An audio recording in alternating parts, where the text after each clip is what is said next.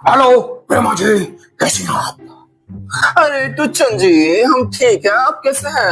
अरे हमारा मत पूछो प्रेमा जी, जिंदगी में दुख ही खत्म नहीं होते हैं।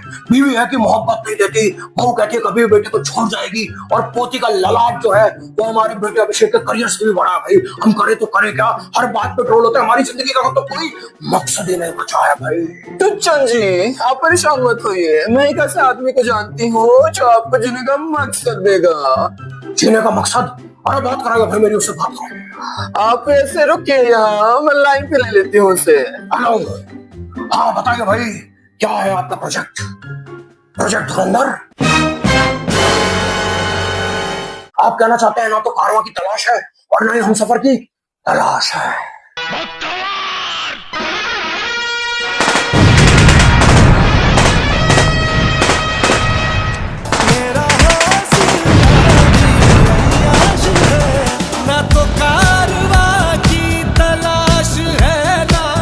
बहुत बहुत आपका स्वागत है मेरे मित्रों, मेरे यारों, मेरे सखों, मेरे कॉन्फिडेंट्स। मैं हूं आपका अपना आलेख रवि माथुर और मैं हूँ आपका अपना कॉन्फिडेंट गौतम कश्यप। और हम मिलकर आपका स्वागत करते हैं ओनली ऑन गपशप विद माथुर एंड कश्यप। अब आज हम इस वीडियो में क्यों आए गौतम सर? हम इसलिए आए हैं क्योंकि धुरंधर रिलीज होने वाली है और इंसेन हाइप पे है धुरंधर इस वक्त। तो हमने कहा क्यों ना हम भी घर से निकल के कुछ करें, है ना? नहीं, मैं तो अपने घर में ही हूँ, ये लोग निकल कर आए हैं यहाँ पे। और हम यहाँ पे आज बात करेंगे जो थियरीज है, हमें क्या क्या लग रहा है कि धुरंधर में क्या क्या हो सकता है, किन किन चीजों पे धुरंधर बात कर सकती है, हम उन बातों में बात करेंगे। लेकिन उससे पहले मैं आपको एक बात बोल देता हूँ, वो ये है तो वीडियो को लाइक करो, चैनल को सब्सक्राइब करो, वीडियो को शेयर करो और इसमें बढ़िया बढ़िया कमेंट करो। शुरू करते हैं, आइए शुरुआत करते हैं चर्चा। बोल दिया सर ने फटाक से।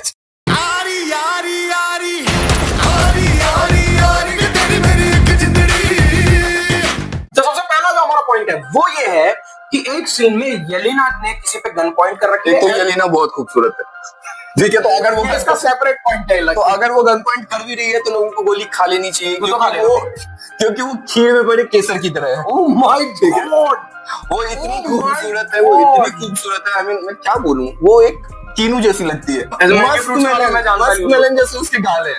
कितनी खूबसूरत है। क्या ये लेने के बारे में ऑब्जेक्टिफाई करता है यार, औरतों को क्या ऑब्जेक्टिफाई करता है? अगर लेके तारीफ करो, मस्त मेलन जैसे गाल क्या होता है? सुंदर है। ये सब क्या है? अब बोल देगा तरबूज। वापस आते हैं हम जो मेन थियरी थी उसमें, ये तो भटक गए सर उसकी खूबसूरती में। तो येलिना जो है उसने एक जगह गन पॉइंट कर रखी बिल्कुल ऐसी, और सेम वैसे बैकग्राउंड में हमें रणवीर सिंह दिखता है रोता हुआ। तो क्या येलिना ने रणवीर सिंह पे गन पॉइंट कर रखी है? क्या येलिना ने अपने फादर जमील जमाली पे गन पॉइंट कर रखी है? हाँ। या फिर एक मेरा छोटा सा और है, एक यहाँ पे एक मैं पेश करना चाहूंगा तुर्रा। येलिना ने भी इनका ग्रुप ज्वाइन कर लिया। वो भी पार्टी निकल चुकी है नहीं, लोगों को। मुझे कहीं ना कहीं ऐसा लगता है कि सौम्य टंडन के कैरेक्टर को इस फिल्म में समझ में आ जाएगी कि हमजा ने क्या किया है। पहले उसका एक बेटा भी मार दिया है, एंड ऑफ कोर्स फिर रहमान डकैत को तो पहुंचा ही दिया है खुदा के घर। तो कहीं ना कहीं मुझे ऐसा लगा है कि सौम्य टंडन को समझ में आ जाएगी, एंड रणवीर सिंह इसीलिए उस सीन में रो रहा है कि कहीं ना कहीं उसको ये समझ में आ गई है कि यार मैंने इस परिवार का परिवार ही खत्म कर दिया। मैंने पहले बेटा मारा, फिर मैंने बाप मारा, और अब फाइनली मुझे इसको भी मारना पड़ेगा। इट्स जस्ट अ थियरी, हम इस वीडियो में थियरीज ही डिस्कस कर रहे हैं। ये सब फिल्म में हो सकता है, हो सकता है, ये होगा, ऐसा हमें आगे किसी ने नहीं बताया, मेरी कोई गारंटी नहीं है। तो जो सेकंड मेरा पॉइंट है, जो सेकंड मेरी थियरी है, वो है अबाउट आलम जो दूध सोडा बेचता है। अब अगर आपको याद हो तो पहली फिल्म में रणवीर सिंह एक जगह उससे पूछता है, जब वो वॉशमा भट्ट कैफे में बैठे होते हैं, वॉशमा भट्ट कैफे में, तो वहां पर रणवीर सिंह का कैरेक्टर उससे पूछता है कि मित्र, आपको समझ में आया ना वॉशमा भट्ट? नहीं क्यों? तुझे वॉशमा भट्ट का रेफरेंस नहीं समझ आया? अरे पीक डिटेलिंग करता है भाई आदित्य। अच्छा, वॉशमा समझ में, भट्ट कितना सीधा हुआ यार, सीधा। अभी 2 मिनट करता, मस्त मेलन जैसे गाल है। कम हो यार, क्योंकि लोग को गाल खाते हैं। बहुत ही मैंने क्या बोला, गाल खा जाऊंगा। तो क्या खाने की चाहते तेरी? मैं तो ये कह रहा हूँ कि आलम जो है वो भी डबल एजेंट निकल सकता है। जैसा कि मैंने बताया, भोसमा भट्ट में वो दोनों बैठे थे तो वो पूछता है कि आप कहाँ से हैं। वहां हम लोगों को नहीं बताया गया कि आलम कहाँ से है, और पूरी फिल्म में भी ये चीज कहीं भी मेंशन नहीं है कि आलम एक इंडियन एजेंट है या उसका एक ऐसा हैंडलर है जो वहीं से ही रिक्रूट किया गया पाकिस्तान से। तो वो डबल एजेंट भी निकल सकता है, वो डबल क्रॉस भी कर सकता है। एंड जिस तरीके से मैंने देखा पहली फिल्म आदित्य धर जिस तरीके से हर छोटे छोटे कैरेक्टर को ट्रीट करता है कि वो कितना इंपॉर्टेंट है स्क्रिप्ट में, कितनी पीक डिटेलिंग उसमें जाती है, तो मुझे कहीं ना कहीं लगता है यहाँ पे भी उस चीज को, इस डिटेलिंग को यूज किया जाएगा। और क्योंकि इसका सिंपल सा तो कैरेक्टर रखेंगे नहीं, कुछ ना कुछ तो इसके कैरेक्टर के साथ करेंगे, कुछ मसाला तो दिखाएंगे इसके कैरेक्टर के लिए भी। तो आई होप कुछ अलग सा दिखा रहे हैं। अभी देख, अभी तक तो यही लग रहा था कि वो इंडिया की का ही है और शायद वैसे ही आया होगा जैसे इसको भेजा है। लेकिन क्योंकि पहली फिल्म में ये चीज कहीं मेंशन नहीं, एक और एजेंट उन्होंने दिखाया था जिसकी सनी देओल से थोड़ी शक्ल मिलती है ना याद है? लेकिन उसने बता दिया था कि ये भी तुम्हारी तरह ही है। आलम ने खुद का कभी नहीं बताया, किसी को यहाँ पे पता नहीं है कि आलम के साथ क्या होता है। तुझे पता है आलम का क्या है, कहाँ से आया आलम? नहीं पता ना, बस ये पता ना कि दूध सोडा बेचता है। बट वो बहुत टाइम से है, ये पता है, ये बहुत टाइम से है, ये तो हमें पता है कि आलम बहुत समय से उधर है, उसने एक अच्छी अपनी धाक जमा रखी। तीसरा कि उजैर बलोच के साथ क्या होगा। अब एक्चुअल जो एक वीडियो तेरे को पता है बहुत पहले आया था कि किसी का बिहेडेड जो सर होता है कटा हुआ, उससे फुटबॉल खेली थी बलोचिस्तान में। तेरे को याद हो एक बहुत अपन छोटे से वीडियो वायरल हुआ था इंटरनेट पे, जब फेसबुक वगैरह पे वायरल होता था, वो उजैर बलोच था।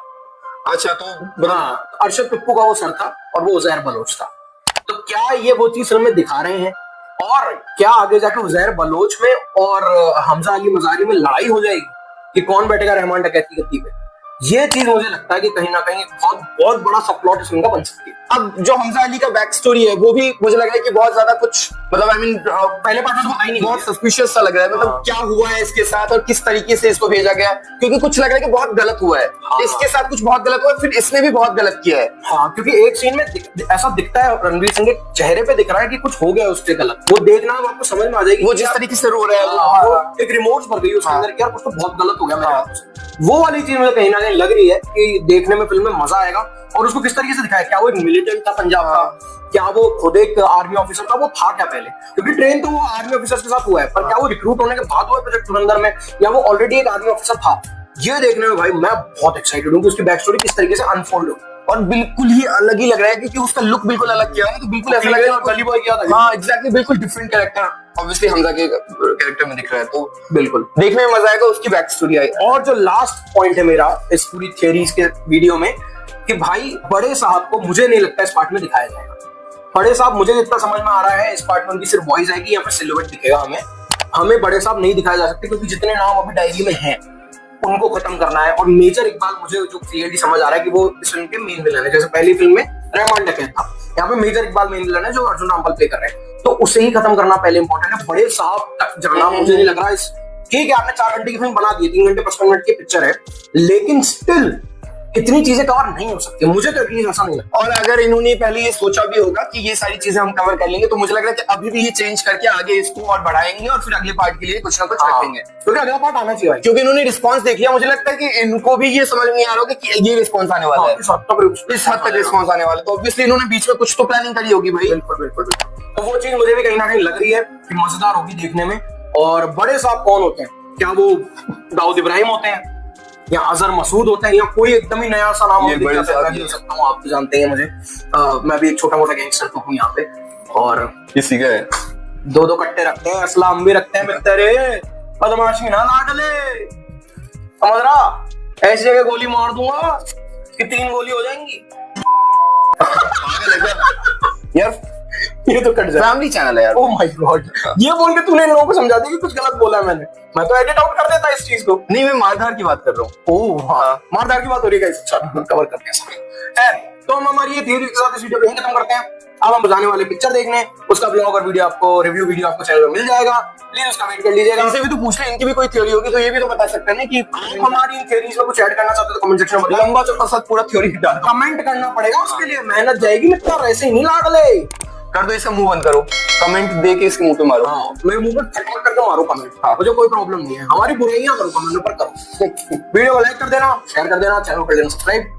और कोई और थ्योरी आपके दिमाग में आ रही है तो वो भी कमेंट में बताना। ये ऑलरेडी बोल चुके हैं, बोल देंगे। हाँ, तो फिर से कर देना यार। चलो ठीक है, थैंक यू सो मच। जय श्री राम, वंदे मातरम।